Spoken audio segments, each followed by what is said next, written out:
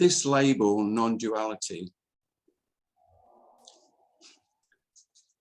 is misleading because it can't help, because there's a label, it can't help but be inferred that it's something else, something different, something special, something. And we're not speaking about something.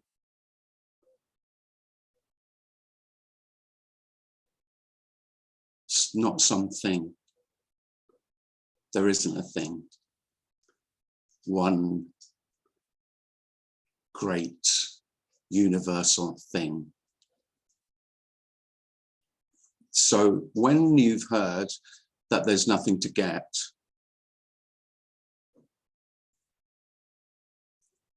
that's what that means.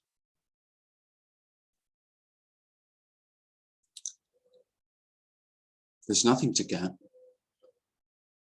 And even if there was something to get, there's no one to get it. Because getting is separation. The whole notion that there are ones, me and you. You've got it, I haven't. He's got it, she hasn't.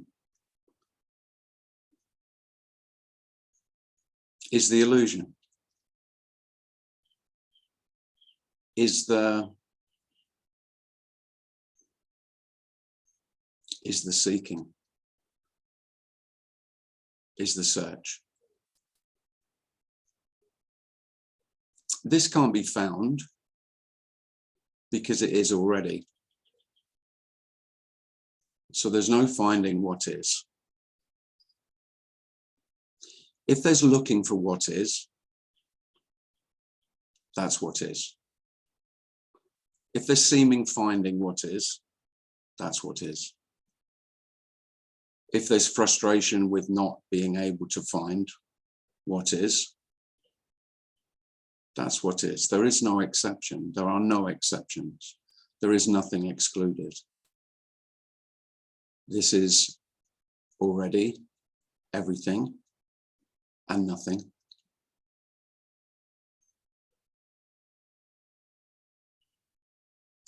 There's no one who could become one with it because it's not an it.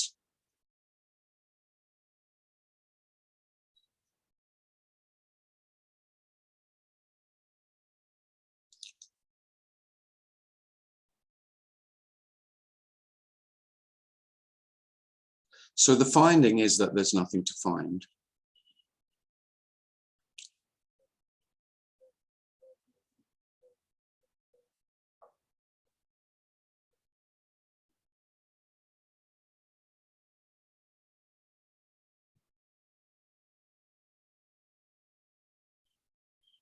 But here it is anyway.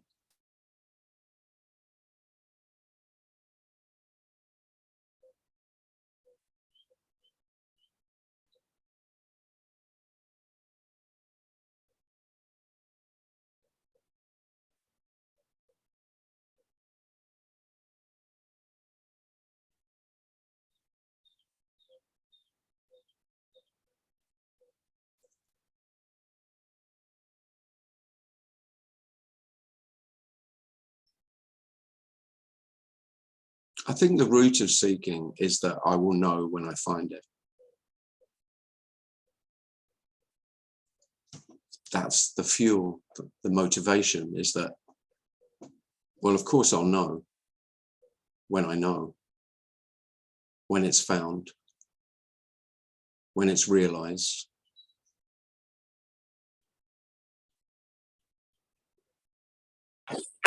And so this is the realization that there's nothing to realize and no one to realize it.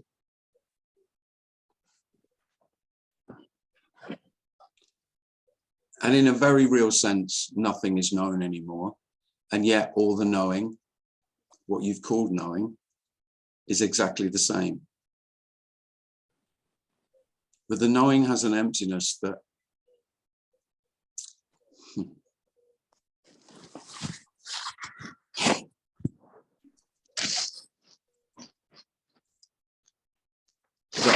I would never have wanted.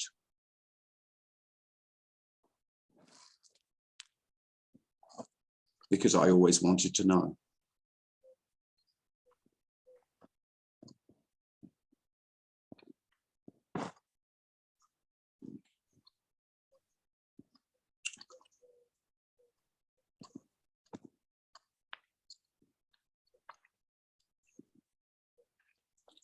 And so it seems obvious that there is no enlightenment, because that would be for me. There's no realization, because that would be for me.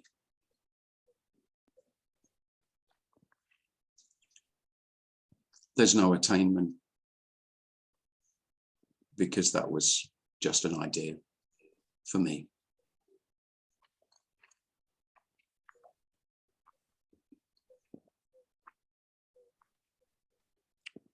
But this is all there is. This most ordinary and yet completely unknowable, miraculous appearance that we call life. And life doesn't have an opposite. Death is not the opposite of life.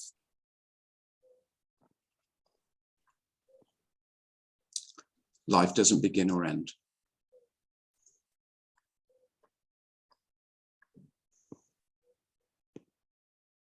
My life begins and ends.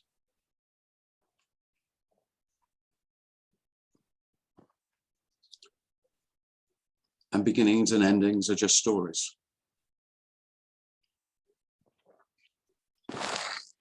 All beautiful stories. Tragic, tragically beautiful.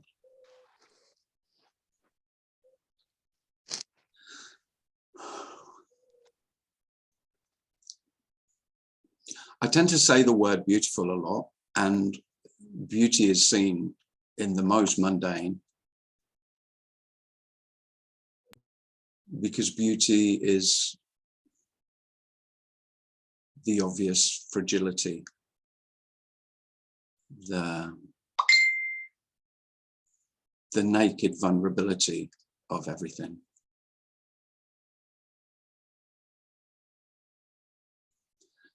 Questions of existence and non-existence have lost all their meaning completely. If I go onto non-duality discussion sites or discussion pages on Facebook or wherever, then there's so much emphasis put on existence and non-existence. Well, it may be obvious that all of that kind of discussion is just that need to know, and really there is no knowing.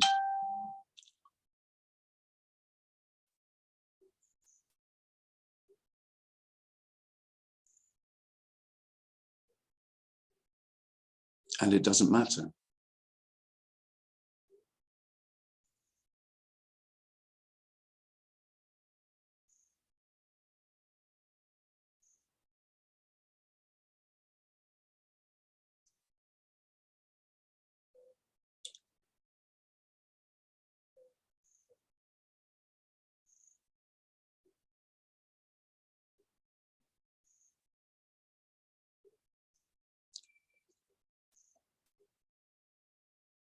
It's really too simple.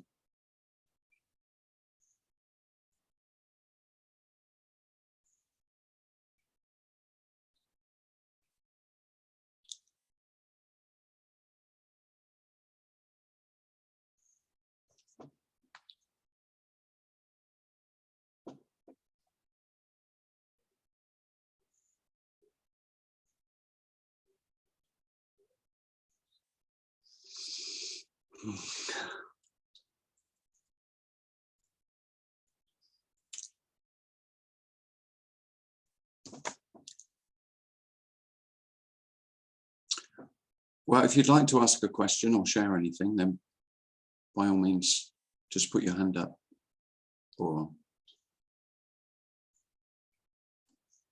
just write it in the chat. Philippe, this is hand up. Hi, Philippe.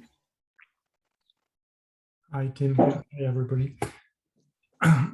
you have said often that this communication is coming out of compassion, or that this is worthy to speak about it because of compassion. Yeah. Does it mean that there is in this communication a kind of movement? Intention is too much, but a kind of movement to make the sense of separation disappear. Well,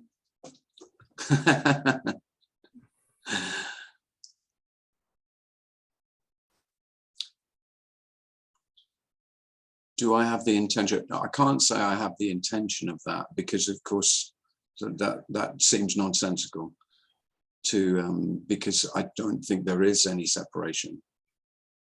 I don't have any sense that there is separation already. There is no separation already. And so, but there is the illusion of separation. And yeah, the compassion is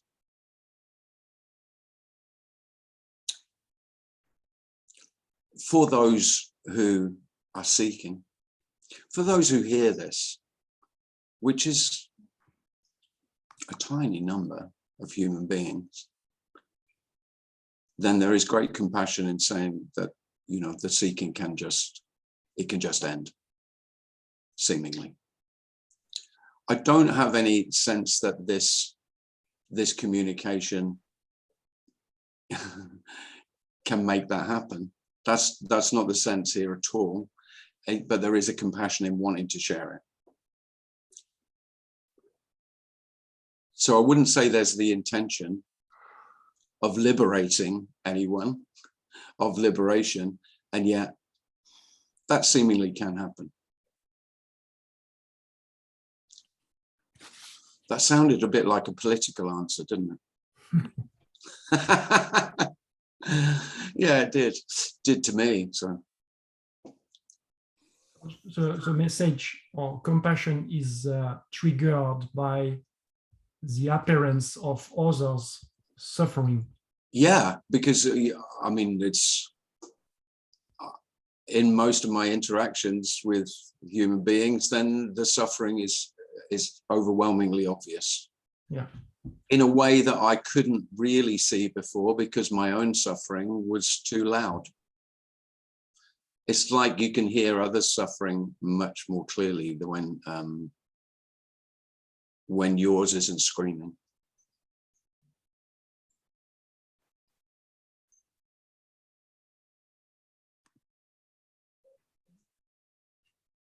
But none of it means anything. I mean, I can't say that there's intention. The reason I speak about this is there's a great pleasure in speaking about this. It's like it wants to be spoken, and there's a love of speaking about this.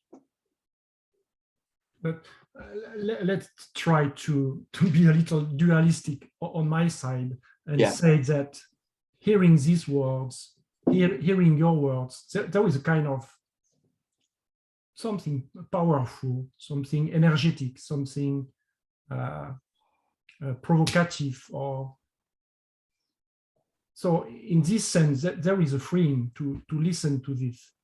Yeah. And the possibility that the search comes to an end. Mm-hmm. Yeah. Well, the thing is, there isn't any possibility. I mean, I don't want to pour water on the flames of that, you know, that energy, but kind of I do, because while there's the sense of possibility, because what I'm speaking of is the absolute annihilation of possibility. And yet, like everything about this message is, of course, it is also all possibilities are included, but possibility in that this could happen in the future. There is no future, in which possibility is just talking about what might happen. And there really isn't anything that might happen. And that's the freedom. The freedom is from the future.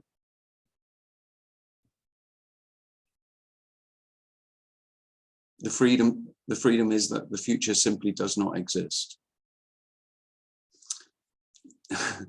The only caveat I might put on that is that the only place the future exists is here, and that's not the future. It isn't the present either, by the way, you know, because the present doesn't exist without the future or the past. So if this is all, it is the end of all possibilities. And of course, that is never what self wants. Self wants infinite possibilities.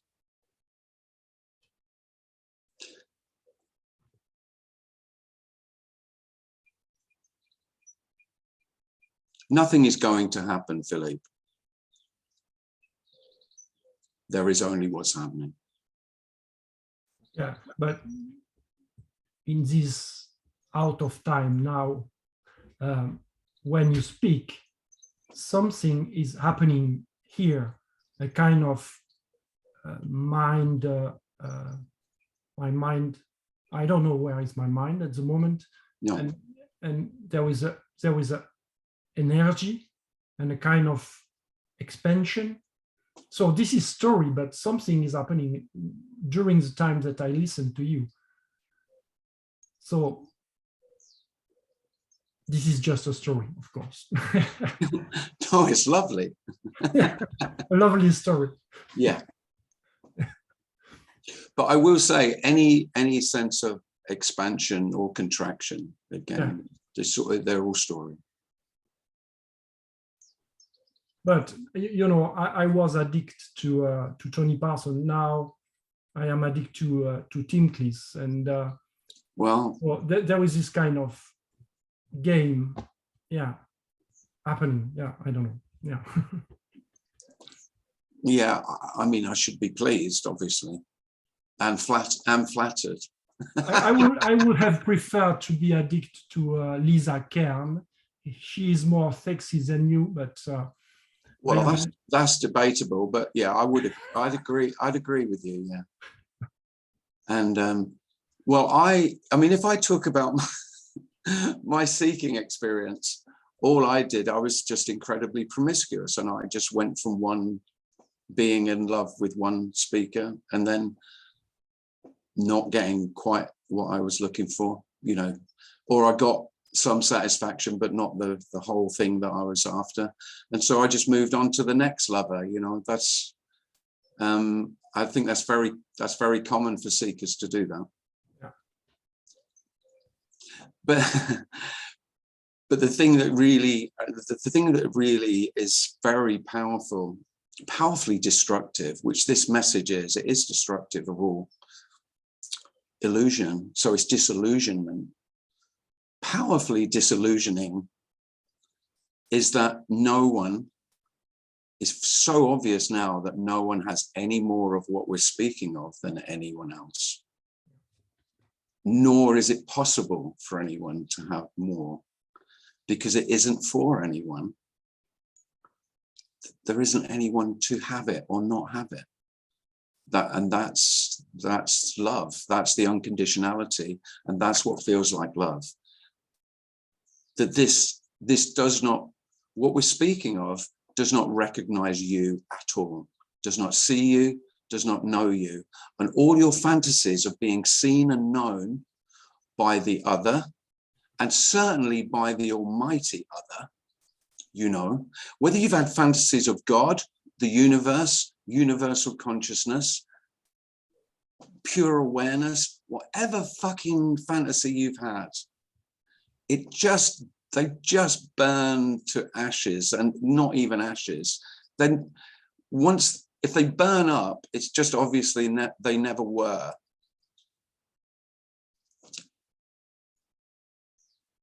So there is a desire to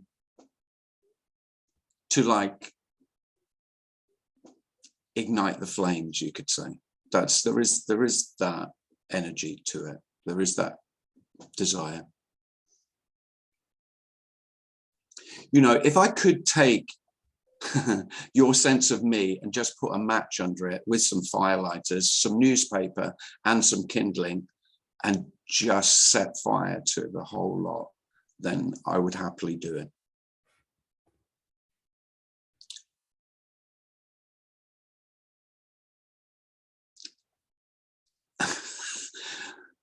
That's really brought out the childhood pyromaniac in me. I just had, because I always loved setting fires as a kid. I don't know if you like doing that. I still do. Do you love a bonfire? Yeah. So the other day, I was like indoctrinating my 7-year-old son into the joy of fire the other day, and I've got an incinerator in the garden. You know, a metal dustbin with holes in the bottom. Yeah. Wow. He was, I mean, he didn't take much igniting his passion for fire once we started. We smashed up an old chair with a sledgehammer first, and then put it in this incinerator. So that's kind of what I want to do to you.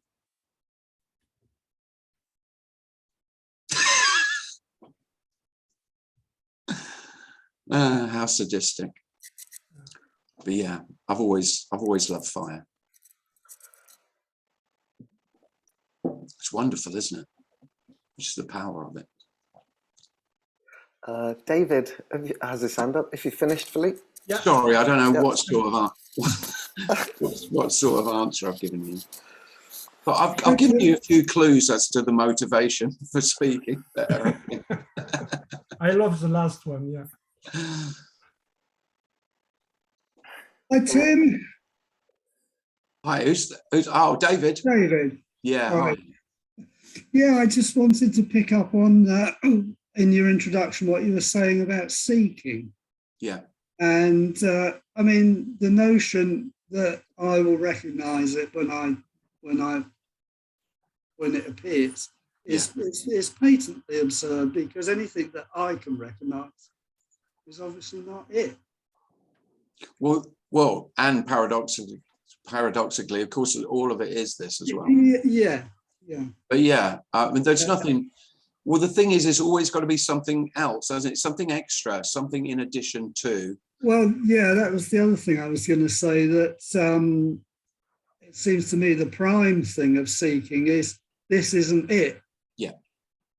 This isn't it. It must be something else or somewhere else. Yeah. And there isn't anything. No.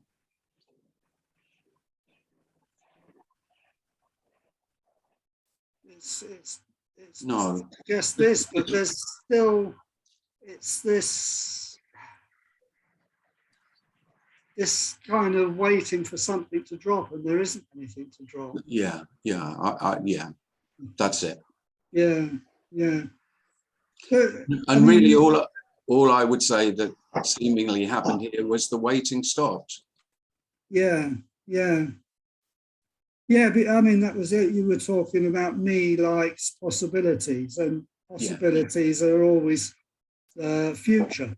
Yeah, and that's why you've heard me speak quite a lot about that this can be incredibly disappointing, which of course is not what most popular paths to enlightenment or liberation or awakening. No. Of course, they very rarely speak of the possibility of disappointment. Yeah. Of course, this is a disappointment to me because it's nothing else. Yeah. I will say, I mean, there is a sense of that, and a sorrow. There can be a sorrow for the seeker as well. Here, there was a lot of mourning for how the suffering that I had suffered in the seeking. Yeah. I mean, there were a lot of tears for Tim. And I mean, that sounds quite pathetic, but really it's true. And the tears for me and my seeking and not getting what I fantasized I might get was dreadful. And yet that is the liberation. The freedom is that there is nothing else to see. And of course, it's not only the freedom, it is the peace that passes all understanding is that there is no future. Yeah. And of course, then there's rest. Not rest for the one who is seeking, but this doesn't have any needs intrinsically, essentially. This is needless. Yeah. Me has a lot of plates that it needs to spin and keep in the air. It's hard work. Yeah. Yeah. And relentless. I mean, there's, you know, if self gives itself, if I give myself a few moments off each day, then I'm one of the lucky selves who does that. Most selves will not allow themselves any time off, even for good behavior.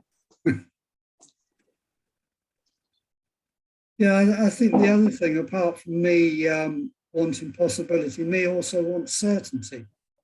Yeah. And there are no certainties. No, none. Well, for any certainty, you first have to have a clue, have some idea what the hell is going on. And it can be terribly, dreadfully obvious that no one has any clue. But again, that feels like love. So I mean, there's never, ever any thought here of asking someone else what the hell's going on. As if they had more idea. Well, that anyone has more idea than anyone else. Yeah. And so it's really, we're talking about the end of questions, because when everything is unknowable, of course, there's no point in questions. Questions, it's the end of the questioner more than. Well, there are. Well, this is unquestionably as it is, so it doesn't. Yeah, yeah. It is. Yeah. When Tim was a seeker, what would you say was the main thing driving Tim's seeking? Suffering.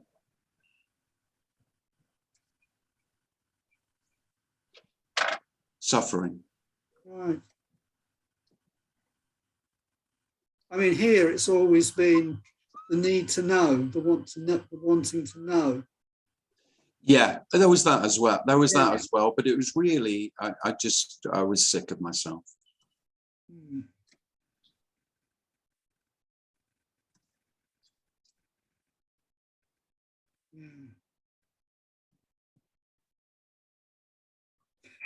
Just one other thing before. No, go on. You were going to say something. I was just thinking, you know, that's I just remember reading The Power of Now. That's just what Eckhart said. Sitting on his park bench for 6 months. Yeah. In his story, the story he says that he couldn't live with himself anymore. Yes. I think that's a common. Who was the I that couldn't live with me? It's a common story, I think. No, the only other thing I wanted to say, and this is, I was watching one of your videos on YouTube the other day of a recent meeting, and someone asked you whether you drank beer when you were playing golf. I don't. Obviously not, because you wouldn't drink and drive. Well, strangely, I might drink and drive, but I wouldn't drink and play golf, because golf's I mean driving more serious than drive. Oh, it's a joke. Drive. It's a joke. Oh, come on, then. Drink and drive, yeah. No, I drink and putt, but not drive. Right. Okay, thanks, Tim. No, thank you. Thanks, David. David. Mr. Williams. Yeah. Hello. Hello. Yes, I forgot what I was going to say, actually. It was something to do with Philippe's and maybe what David was saying. See if I can, it's just the same old devil's advocacy thing. This business of nobody having it more than anybody else. Yeah. Yeah. What I find frustrating sometimes, what I find helpful sometimes is the Buddhist notion of the relative and the absolute. Yeah. In terms of discussion. Mm-hmm. In certain quarters, of course, that's completely dismissed. Well, in non-duality In Non-duality. radical non-duality, that's a bit taboo, yeah. Yeah, but by the same token, you can, you know, in certain quarters, you might be one such person, I don't know. You can't get this wrong. But if I were to say, look, can we spend the next 15 minutes talking about Rupert Spira to certain people, they would say, sorry, you're getting it wrong. Or I'll quote, the exact quote is, that has nothing to do with what we're talking about here. Now, in an absolute sense, it has everything to do with what we're talking about here. In a relative sense, no, because it's wrong. But it's just a guy sounding off, you know, could be a football scores, could be a kind of baking competition. That's fine. But do you see where the confusion comes in? When you say, well, that hasn't, I'm not saying the problem is you're not saying this. No. You might not be daft enough to, or brave enough to. But yes, I'm sorry, but that has nothing to do with what we're talking about here. It does. Everything to do. Well, yeah, well, everything is everything.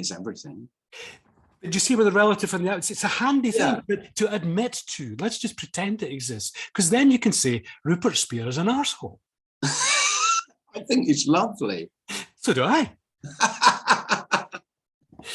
But he's not quite, you know. But listen, you know, anybody who talks about a path, you know, well, we're sorry, folks, you can't get this wrong, but you are. It's But just pedantic frustration. And I would probably say exactly the same. But the thing, maybe it feels a bit different here, because the interesting thing is I have much less problem with paths and those who promote paths than I ever did when I was a seeker, because I was devout then. Yeah. I was a devout follower of non-duality, radical non-duality, not, you know, not that wishy-washy idea that you could possibly get somewhere. And now it's just all, there's nothing wrong with any of it. Or there's something wrong with, or there's something wrong with all of it. Or there's something wrong with all of it, which is equally, it's all irrelevant. It just doesn't matter. And it used to matter a lot. Sure. To me, when I was trying to get it right, one of the freedoms that is really palpable here is I have no intention of getting this right. Whereas when I was I could say a follower, and I did feel like a devotee to some extent, you know, as Philippe's alluded to already, you know, that you can feel like you can be devoted to a teacher and a teaching as though it is the right way. Even if it's the right way is that there's no way, which of course is what we're kind of speaking about. But no way includes all the ways. This is completely inclusive. The completeness that we speak about, the wholeness, is that there is no wrong way, because there is no way. And so anyone who is telling themselves and telling others the story of the path they're on, the journey they're on, that's all perfectly okay. It's just as it is. They've got it wrong. I haven't. Listen, I must have mentioned this before, but it was the most, you know, these daft little phrases sometimes, it's like a kind of electric shock sometimes. Somebody says something quite innocuous. I mentioned it before, but in this context, it's worth mentioning again. And it was a speaker who is kind of in frustration, really, was talking about moving from one teacher, inverted commas, to the next. And you think you're there and, you know, you think Tim's the man. Oh, God, he said that thing, it doesn't quite square, you know, I prefer what so-and-so, you know, and this goes, you move from one to the next, you know, it's kind of addiction. And she kind of looked up in despair and says, there comes a point when you say, fuck you all. Oh, yeah. And for me, you're talking about energy. I just about fell off my seat, actually. Oh, right. It was so powerful. It might mean nothing to anybody else, but no, that really means that's really what I'm always saying. Fuck it all. Fuck them all. Yeah. It's great. I mean, that is the liberation. I mean, you're not going to be looking. All I'm ever speaking of is the illusion that there is somewhere for me to get to where I will be perfected in whatever way I fantasize, that is what dies. There was no me to die. I didn't die. It felt like dying in the disillusionment, but there was no one to die. There is no one to die. There is no one to get rid of. There's no one to fall away.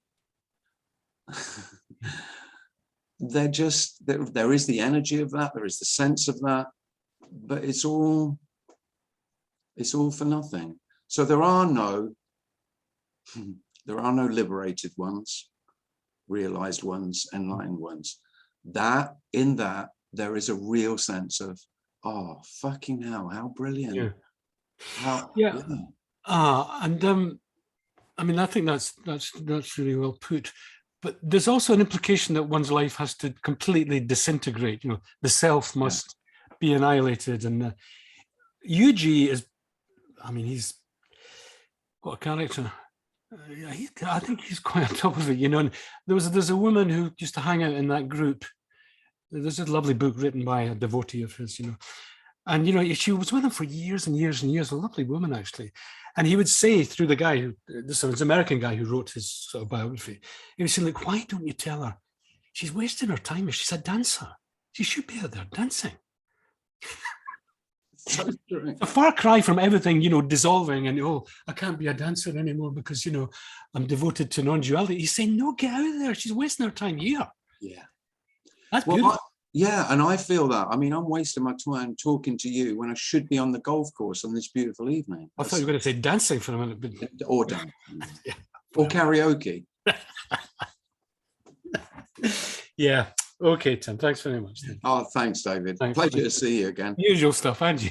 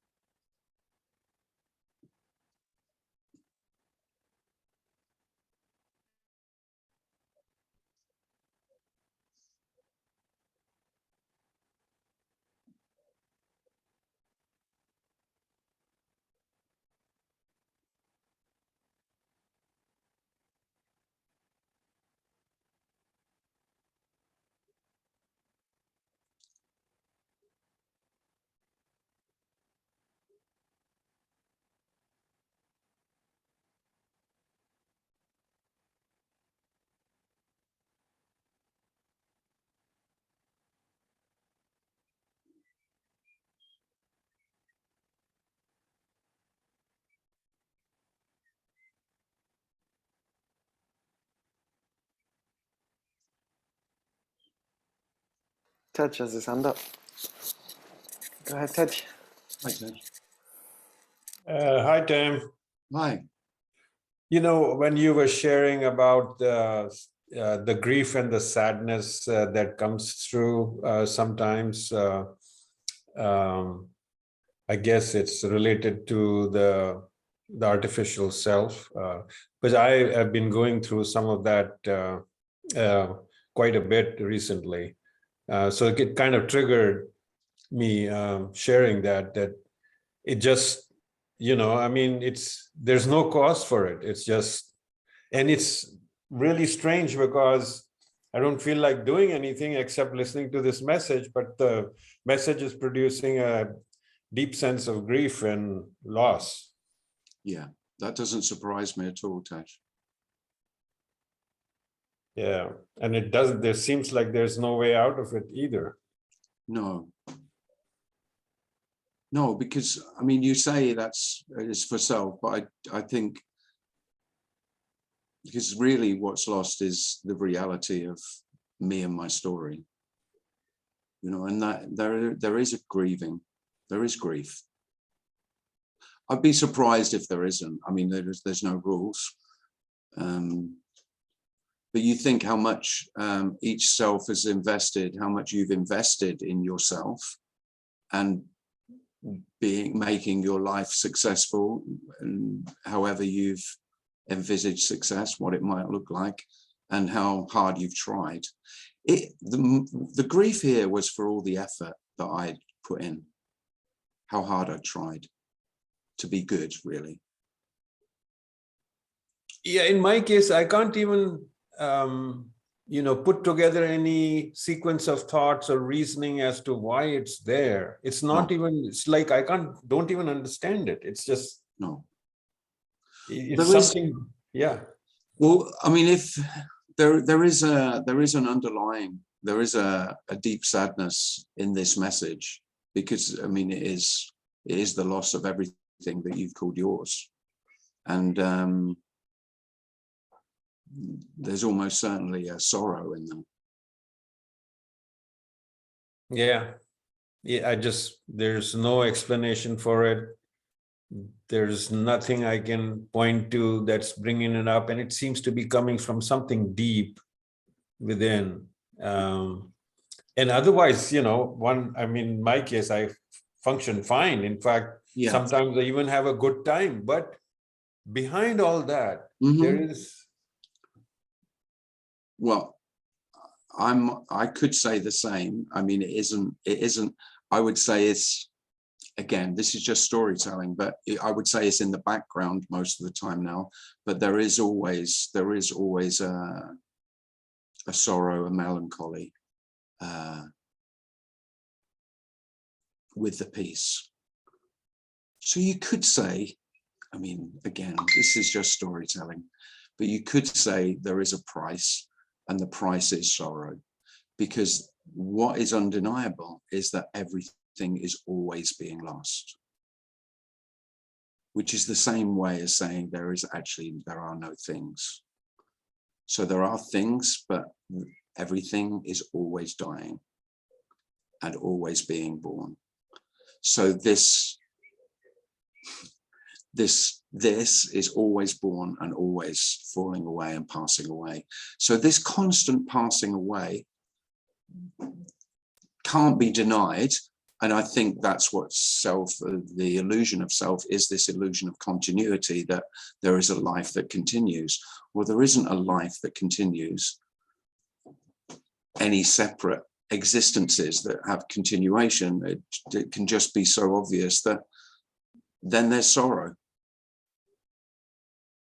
Yeah, I think you nailed it. I think that's what it is. It's the loss of, there's nothing to hold on. There's nothing that's going to last. There's nothing that's real. No, not in that sense, no. And then very paradoxically, again, things seem all the more real. I mean, this makes no sense at all. Things are more real without that existent, that separate continuity of separate things having a lifespan. And just this aliveness, the realness of life is more raw, full on, more obvious, but there is an underlying constant. Sadness.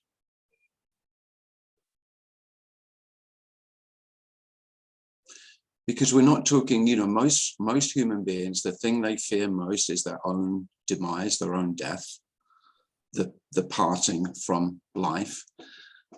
Well, when that is constant and there's no escape, there's no possibility of distraction from it.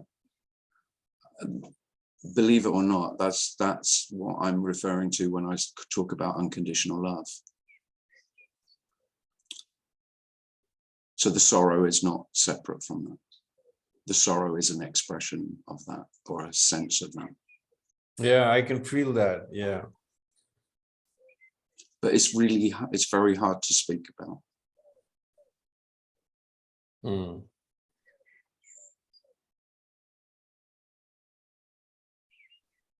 Well, on a lighter note, I've been debating whether to, you know, make all the way to Asheville. I've never been there. You are. Well, I'm trying. You know, we'll see what happens. Oh, well, I definitely buy you a beer if you come to Asheville. From one of the 50 breweries that are in the town. There's 50, Oh, really? there's 50 independent breweries in Asheville. I've been reliably informed. Mm. How incredible is that? It's only a small town. Yeah, but you know, surprisingly, it's almost like when I was looking at the rates of hotels and stuff like that, it's just surprisingly as high as the Bay Area, which is considered one of the California, San Francisco Bay Area. That's like, you know. It's quite expensive. Yeah. It is, yeah. I found that. I've booked an Airbnb and it is expensive. Yeah, and I was going like, I can understand people going to San Francisco Bay Area. Who goes to Asheville, North Carolina? And so I said, well, there's still. Well, it'd be great if you came, Tej. Yeah, let's see what happens. Yeah, by the way. Yeah. Thanks, Tim. Oh, thanks, Tej. Well, as Tej just mentioned it, yeah. So I'm flying to America on Wednesday. So there won't be a meeting for. I'll probably have a meeting the week after I come back. So I come back. So there won't be one next week, and there won't be one the week after. There'll be one the week after that. So 3 weeks today. And I'm also in Hampstead on Saturday afternoon.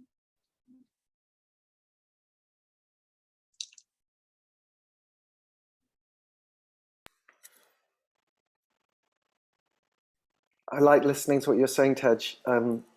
It felt the same here. That just grief without a story attached to it. There seemed to be no reason. It was like I felt like being wrung out like a rag or something. Oh yeah, it's so palpable. I don't know what to say. And no causeless. Yeah. I was chatting to somebody else in the chat who was saying exactly the same. So that's nice for them to hear that.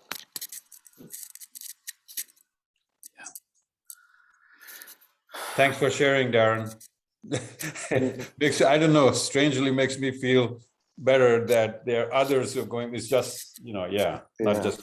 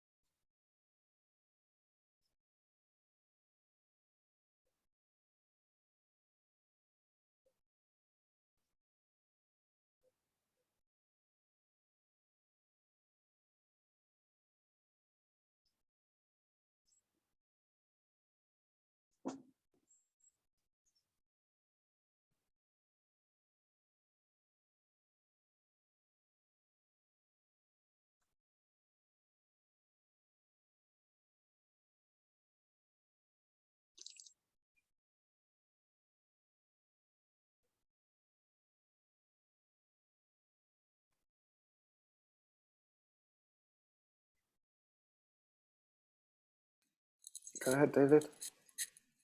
Hi, it's me again. Yeah, I mean, I think these, these sharings are very, very interesting and useful. But again, in this relative sense, sorry to keep jumping back and forth. Well, I'm not actually. I was going to say, it's not like It's the only way I can say it. The notion that things have to be like that, the self perishing utterly and all that kind of thing, fine, that old Christian mystical thing. I'm not comfortable with that in a relative sense. People might just be depressed out of their skulls. What do we say about, in a relative sense, there's nothing happening, blah, blah, blah, or good, you're on the right path. There's something about it I feel uneasy with. I only know one individual that this has arisen in, and she was just grinning from ear to ear. It just didn't, there was no hint of a moment of trauma. Do you know what I'm talking about here? No. No. Do I know who you're talking about? What I'm talking about? Yeah. Yeah, I think so, yeah. Do you see where my discomfort comes from? Well, yeah, but somebody once said to me, the reason that people like Tony Parsons so much is that he describes depression better than anybody else, and it's moths to a flame. Now, who cares? There might be something in that. And yet we know there's nothing happening. In and out of the absolute and relative, again, I find the useful distinctions. Yeah. And there's a bit of devil's advocacy going on here. But the notion, because the knee-jerk response is to aspire to that kind of annihilation. Yeah. It reduces you to just a miserable bag of nothing. And I feel, I take my hat off to your chutzpah.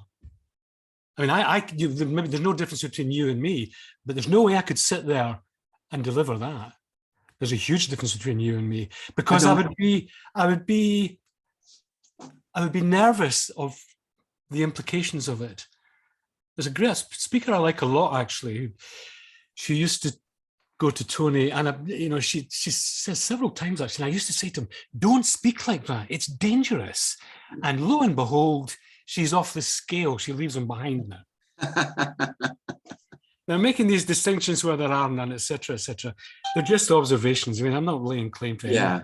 Yeah. Oh, I know what you mean about, that it does sound potentially dangerous, but I don't have any sense that there's anyone to be in danger. That's a huge difference between you and maybe most of the people in this room. Yeah. Massive. I guess so. Yeah. Dualistic. Yeah, I suppose so. But I think that comes from, I don't have any sense that there is no one to be annihilated. Now, there can be a sense of being annihilated for me, but there is no one who is being annihilated. There is no one who, there may be the sense of, oh, this is killing me. I can remember screaming out loud, but there is no one. That's the compassion of this message, is that there really is no one to die. So, but the Buddha says there's suffering, but no sufferer. It's exactly what he meant, I think. But he's saying, if you stick in, you'll be all right. That's the difference, maybe. He got it wrong. Well, I am quite arrogant, David, but I'm not going to say the Buddha was wrong, even though he obviously was. I don't know. I'm not a fan of the middle way. I'm not. You can fuck your middle way. Yeah, they got it wrong. Another one. Yeah, another one got it wrong. Yeah. Oh dear. Anyway. Yeah. The middle way, No, nothing wrong with a bit of excess. Mm-hmm. Thank you. Oh, you're welcome, David. But David makes a good point, because it can sound like, oh, there is, it has to be like this, or it'll be a certain way. It will be traumatic. There'll be, yeah, weeping and wailing and gnashing of teeth in the annihilation of self. Well, no, it's no, there is no self to be annihilated, and so it can be like you're going, and oh, that's nice. But I mean, that isn't the usual story. That's all I'm ever saying. Yeah, of course it could be like that. Anything could be like anything. Everything can be like anything. But most selves are very self-invested, and they fucking hang on for dear life. That energy, that wanting to exist. Because self needs to be separate, otherwise it's non-existent. That's it. So it's not likely just to lie down and go, yeah, it's fine, I'll piss off now. I'd had enough anyway, you know, I'll just lie down quietly, not make any fuss.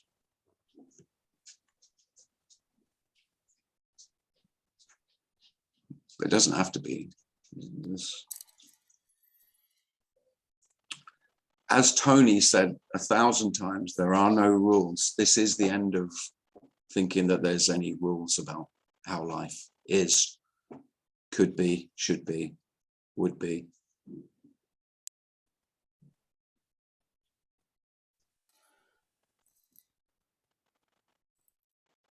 Hey, Tim. Joe. I often thought about like what depression is. I think depression may be when the me sees without its protective lenses of a better future or hope or something like that. Well, you know, it's a catch-all phrase for a wide, A whole bunch of stuff. Yeah. I mean, I don't think there is a thing called depression. Each human being experiences. Really, depression is fear for myself in a whole range of ways, and each human being feels that, describes it in a different way. But yeah, it all boils down to fear for myself, for sure.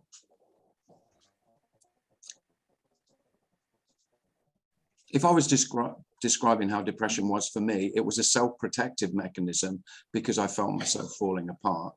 And so I went into like this cocoon, which was dreadful, but it felt safe because I felt so unsafe.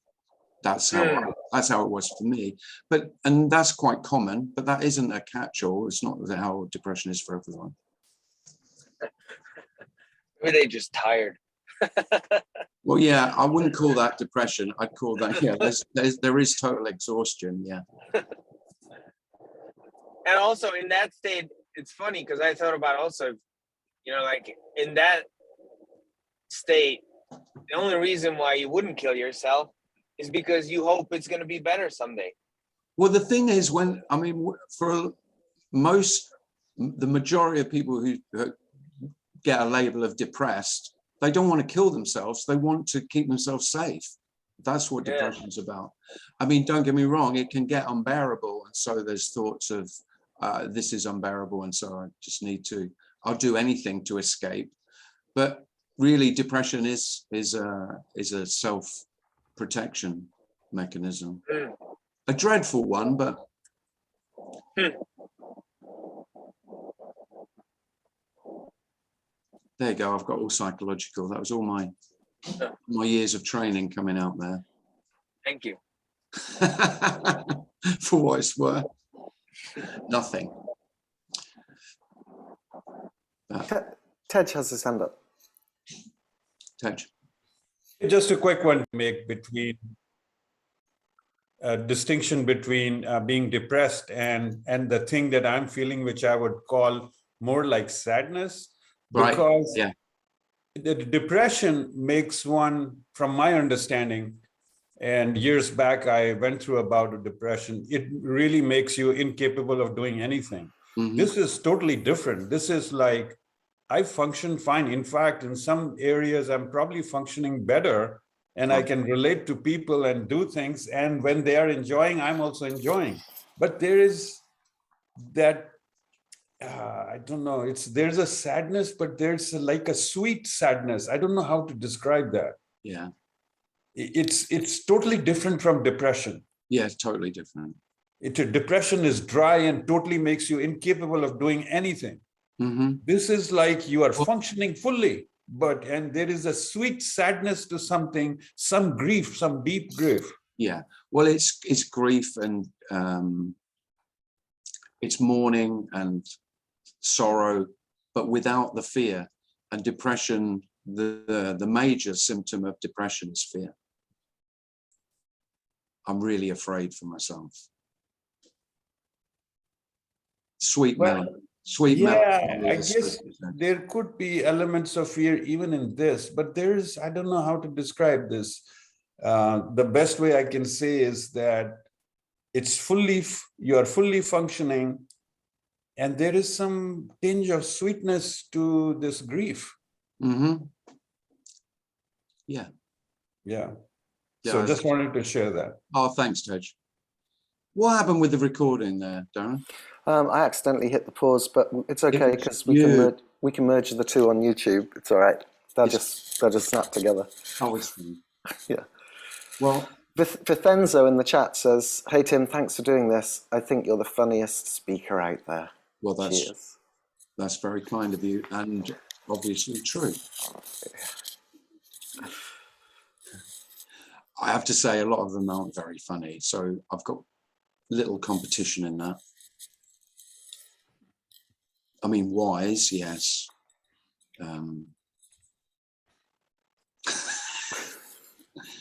Great clarity, but humor.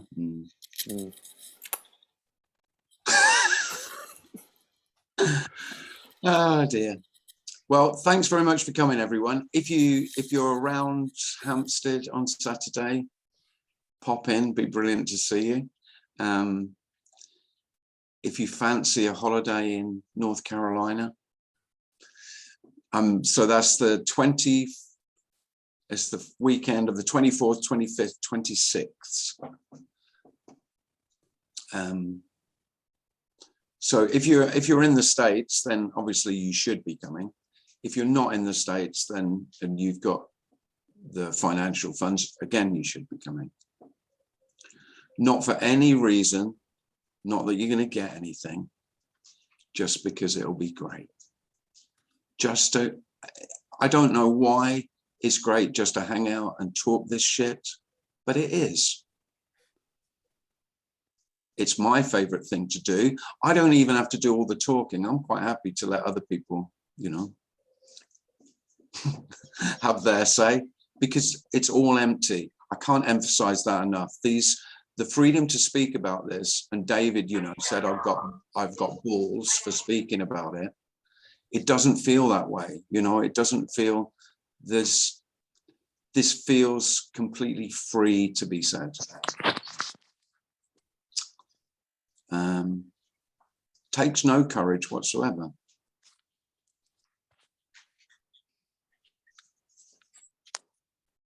And there's no fear. There's no fear that that I could say the wrong thing and that could have a negative impact. Now, I don't know that, of course, but there is no fear of that. There's no sense that this message it doesn't have any sense of negativity about it at all. It's completely neutral. And of course, that neutrality can feel threatening, but this isn't positive or negative. Unless you make it so. Unless I make it so.